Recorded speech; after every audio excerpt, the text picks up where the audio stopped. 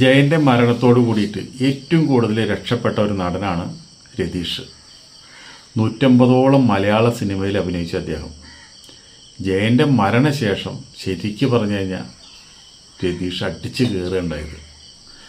അതിൽ ഏറ്റവും വലിയ ബ്രേക്കായി നിന്നത് എന്താണെന്ന് വെച്ചിട്ടുണ്ടെങ്കിൽ തുഷാരം എന്നൊരു സിനിമയിൽ ജയന് വേണ്ടി ഉണ്ടാക്കിയുള്ള ഒരു കഥാപാത്രമാണ്. അത് ലാസ്റ്റ് രതീഷ് ചെയ്യേണ്ടി വന്നു. ആ ഒരു പടമാണ് രതീഷിനെ ഉന്നതങ്ങളിൽ എത്തിച്ചത്. ആദ്യ ചിത്രം വേഴാമ്പലാണ്. അത് വലിയ മെച്ചമൊന്നും ഉണ്ടായില്ല. അത് കഴിഞ്ഞിട്ട് ഉൾക്കടൽ എന്ന് പറഞ്ഞൊരു പടം വന്നു. ആ പടത്തിൽ അസിസ്റ്റൻറ്റ് ഡയറക്ടറാവാൻ ചെന്നാണ് KG ജോർജ് പറഞ്ഞു, നീ ഇങ്ങനെ ഒരു ക്യാരക്ടറുണ്ട്, അത് ചെയ്യുമെന്ന് പറഞ്ഞു. ആ ഒരു ക്യാരക്ടർ, ഒരു മെഡിക്കൽ റെപ്രസെൻറ്റേറ്റീവിൻ്റെ ക്യാരക്ടർ, അത് ഗംഭീരമായിട്ട് രതീഷ് ചെയ്തു. അക്കാലത്തെ ഏറ്റവും വലിയ ഹിറ്റാണ് ഉൾക്കടൽ. നല്ല പാട്ടുകളുള്ള ഒരു പടമാണ്. അതോടുകൂടി ശരിക്കും പറഞ്ഞാൽ മലയാള സിനിമയ്ക്ക് ഒരു നായക നടനെ കിട്ടണം. ഒരു പൂച്ചക്കണ്ണുള്ള നായക നടനെ, പൗരുഷമുള്ളൊരു നടനെ.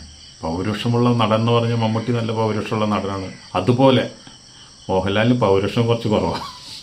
അപ്പോൾ അതുപോലെ ഒരു നടനെ മലയാള സിനിമയ്ക്ക് കിട്ടണം. ഇന്ന് വരെ മലയാള സിനിമയ്ക്ക് രതീഷ് പോയ സിംഹാസനത്തിൽ ഇരിക്കാൻ ആരും ഉണ്ടായിട്ടില്ല.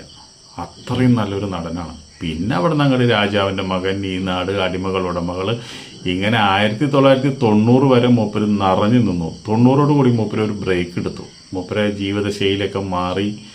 അങ്ങനെ 2-3 പടം സ്വന്തമായിട്ട് നിർമ്മിച്ചു. അതിൽ കണ്ടമാനം പൈസ പോയി, ഒരുപാട് കടം വന്നു. അത് കഴിഞ്ഞ് ആ ബ്രേക്ക് കഴിഞ്ഞിട്ട് തിരിച്ചു വന്നതാണ് പിന്നെ നമ്മുടെ കമ്മീഷണർ എന്ന പടത്തിലാണ് പിന്നെ മൂപ്പര് തിരിച്ചു വരുന്നത്. മൂപ്പര് കല്യാണം കഴിച്ചു നോക്കുന്നത് മുൻ മന്ത്രി ഹേമചന്ദ്രൻ എന്ന് പറഞ്ഞ ആളുടെ ആ മകളെയാണ് കല്യാണം കഴിച്ചത്, ഡയാന. അപ്പോൾ ഡിസംബർ 8-ാം തീയതി, ശരിക്കും പറഞ്ഞാൽ 2014 ഡിസംബർ 8-ാം തീയതി ആൾക്ക് നെഞ്ചുവേദന വരുന്നത്. നെഞ്ചുവേദന വന്നിട്ട് അങ്ങനെ കിംസ് ആശുപത്രിയിൽ വെച്ചിട്ടാണ് അദ്ദേഹം മരിക്കുന്നത്.